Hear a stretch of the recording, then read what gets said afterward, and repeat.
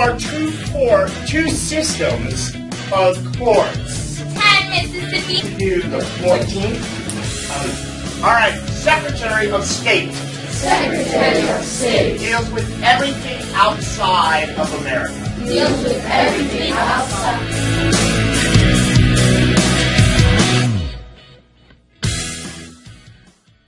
Welcome back to Mr. Raymond's Civics EOC Academy, where last time we learned about the Declaration of Independence, which was released in 1776 while fighting had already broken out in what would be called the Revolutionary War, and this would drag on until 1783. The 13 colonies had combined themselves into one state, led by the Continental Congress. But we needed to set up a more official, central, or national government. So the Continental Congress drafted our first constitution, known as the Articles of Confederation. And let's get a definition for a constitution. A constitution is like a rule book for government. It's like an owner's manual. It tells you how the government works, what it can do, and how the government is set up. And this leads to our benchmark, which says to identify how the weaknesses of the Articles of Confederation led to the writing of the Constitution. So from our benchmark, we know that this first Constitution was too weak and that a new one was needed. But we have to identify what those weaknesses were for your exam. And just a reminder, teachers, that this PowerPoint and lessons are available at Teachers Pay Teachers. Just search for Mr. Raymond's Civics EOC Academy. So the original 13 colonies had become 13 states and combined themselves under their new name, the United States. Now, a state is a word that is often used to describe a country or a nation, but the U.S. was different. We basically had 13 little countries or states that had been doing their own things since the 1600s. But in order to fight the British, they would have to join together under a central authority. So this new national government released the Articles of Confederation in 1777. But it would need to be ratified by the individual states. And these states were reluctant to give up some of their powers. So the Articles of Confederation wasn't officially ratified until 1781, 6 years into the Revolutionary War. Now, what this created, it created a loose, quote-unquote, confederation of states known as, quote-unquote, the League of Friendship. Now, this name really demonstrates how weak a government the states wanted to make. It's like Virginia was saying to Massachusetts, yeah, we want to be friends. But that's about as serious a relationship as we're willing to be in at this point. So let's get a couple of definitions down, and these will be our key terms that we need to know. To ratify is to formally approve. And this is a word we'll be using in our next two videos, and one that you're going to need to know for your exam. So I hope you're writing these down. Ratify is something that governments do when they approve a law or an amendment, or in this case, a constitution. Next is a confederation, and a confederation is a system of government, and we're going to be doing systems of governments later this year. A confederation is a system or a union of states that combine under a central authority. Confederations usually come together for a common purpose, and in this case, that purpose was to fight the British. And our next term is central government, and that is a national government. We call our national government the federal government, but we'll come back to that later. Okay, so I hope at this point you picked up on the fact that the Articles of Confederation was very weak. And in the Confederation that we created, the states had all the power. They pretty much told the national government what to do. And the national or central government pretty much had no power over the states. And we'll look at the problems that this created in a minute. But it's important to know why the colonists wanted to create a weak central government. And the answer to that is simple. They declared their independence from Great Britain because they thought that the British government, aka the King and Parliament, was too powerful. They were basically bullying us. They were taxing us without giving us a say. And so the states knew they needed a national government to lead the war effort, but that is pretty much the only thing they wanted it to do at this point. So remember, this confederation and the Articles or Constitution that establish it was weak on purpose. Now, we need to look at those weaknesses because it will help explain the national government that was established later, one that still runs our country today. So we see in this list 2 weaknesses, so let's start writing these down. And the first one is that each state had only 1 vote in Congress. Now, that sounds fair considering that these 13 states wanted to keep their independence, but almost immediately larger states like Virginia and Pennsylvania and New York would have a problem with this. Virginia, remember this country was first settled in Jamestown, Virginia.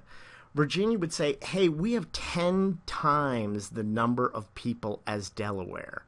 So why don't we have 10 times the number of votes? And this was an argument that would not be resolved for a while. The next thing we see is that there was no executive branch. Today, our chief executive is the president, and the executive that they had been living under was the king. So we see why they were reluctant to create an executive. But we'll also see that this is going to cause problems. Now, before we get into the rest of the weaknesses, let's look at some of the things the National Confederation government could do. And I might make a chart in my notes like this with powers versus its weaknesses on the other side. But this text is pretty small, so let's look more closely at these points. Okay, so what it could do, it created a national government. It could coordinate the war effort against the British. It could declare war, but war was already being fought. So this was a little late, but we needed a national government making it official and leading the effort. So the government could also sign treaties. Now this was especially important when they were ready to sign the peace treaty at the end of the war. But the national government was also looking to sign treaties with Great Britain's enemies. And they were able to do this with France, which played a huge role in winning the Revolutionary War. The French Navy blockaded the British in Yorktown, which pretty much caused the British to surrender. Next, the central government could actually pass laws and amendments, but they made it almost impossible to pass them, and we will look at this in a minute. Now let's return to our weaknesses, and we already know it made a weak national government, and this 1 vote per state and no executive. But here's 2 more, and probably the biggest weaknesses, and this one would have huge effects, and that was they could not tax. Wow, a government that can't tax. Now, it's no wonder the colonists didn't want to give the national government the power to tax. After all, that's what pissed us off about the British government, right? Taxes. But this decision is going to come back to bite them. And we'll look closely at the problems this caused. So next, they couldn't regulate commerce or trade. And again, I hope you're adding these to your list. And this is going to be a problem as well. So let's add these and look at them further. Okay, so Congress could raise an army, and some people seem to get confused about that. They could raise an army. They could declare war, and they could sign treaties, but the problem is that declaring war and raising an army is incredibly expensive. And how do you pay for your army? Well, through taxes, duh. But they couldn't tax. So how are they going to get the money to pay for this war against the most powerful army in the world? Well, they had to beg the states for money, and no one likes a beggar. Yes, the Congress could borrow money, and you might add this to your list of things they can do, although borrowing money does not give you a lot of power. And Congress immediately starts begging not just the states for money, but also countries like France and the Dutch. But both of those countries don't think at this point that the U.S. has much of a chance against the British. Okay? So they're reluctant to give them money. And the states are telling the Congress, hey, we need our money to pay for our own troops to fight the British, because this was a war in which the U.S., which had just become the U.S., didn't really have a national army. They would put one together called the Continental Army, but this was really made up of various militias from the states. So here we see poor George Washington in Valley Forge, who is begging Congress for money because some of his men don't even have shoes or food, and Congress is begging the states. So right about now, this whole no taxing thing is not going too well. And this is probably the biggest weakness of the Articles of Confederation, but let's examine the others. Okay, so next we see the problem of not being able to regulate trade or commerce, because all of the states would make their own trade deals with other countries, and they could also tax each other's goods. And nothing leads to more fights than money. But the central government had no power to resolve these problems. Another weakness of the Articles of Confederation was that it was incredibly difficult to pass laws and almost impossible to pass amendments. An amendment is a change or an addition to the Constitution. To pass a law required 9 out of 13 states, and that is a large majority. Our Congress today simply needs one more than 50%, and they have a very hard time passing legislation. To get near 75% would have been extremely difficult. And if they wanted to pass an amendment, something like, say, I don't know, end slavery, it would have been, again, almost impossible. And finally, no executive meant that there was no one to enforce the law. As you guys know, the president, who is our chief executive, is a very important part of our national government. And Congress can pass all the laws it wants, but without the executive branch, who is going to make sure that the laws are followed. And today, the executive branch of the national government is made up of 4 million employees, with agencies like the FBI and the CIA, the EPA, which protects the environment, and the FDA, which protects our foods and medicines. Without the executive branch, it would be very difficult for congressional laws to be obeyed. Now, also missing was the judicial branch. This includes the Supreme Court, and it's the job of this branch to make sure that not only are our laws fair, but that people are being treated fairly under them.